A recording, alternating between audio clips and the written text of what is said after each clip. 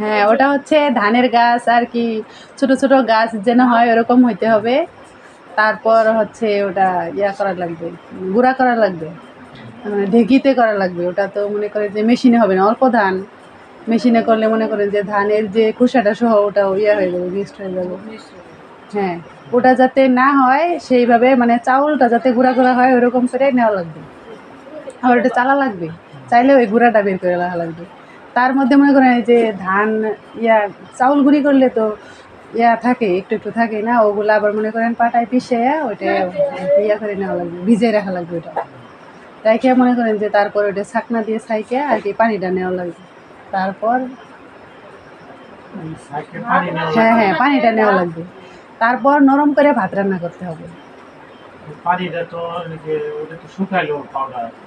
Powder তো powder হইলো, হ্যাঁ।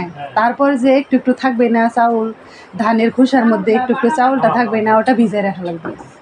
তারপর মনে করেন যে ওটা পাটায় পিষাইয়া ওটা ইয়া করা লাগবে, মানে পানি পানি হলো না, পাটায় পিষাইলে একটু পানি পানি হবে, ওটা ছাকনা দেওয়া লাগবে, ছাইকে ওই হ্যাঁ হ্যাঁ, টক তো হয় পানি পানি থেকে, ওই চাউলের ওই যে গুঁড়িটা হয় ওই গুঁড়ি থেকে ওটা ইয়া করা লাগবে। করার পর নরম করে ভাত রান্না করা লাগবে।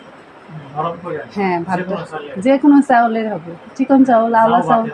হ্যাঁ হ্যাঁ, ও বেশি আর কি গলে গেলে ভালো হবে না। হুম হুম।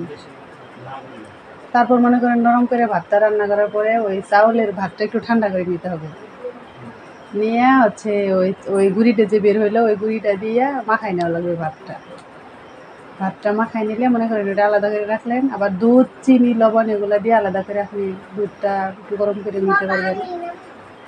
তারপর হচ্ছে ওই দুধ চিনি মিশানো ইয়ের মধ্যে একটা পাতিলের মধ্যে রেখে আর কি নরম ভাতগুলা ওর মধ্যে দিয়ে দিবেন, দিয়ে সমান করে রেখে দিবেন।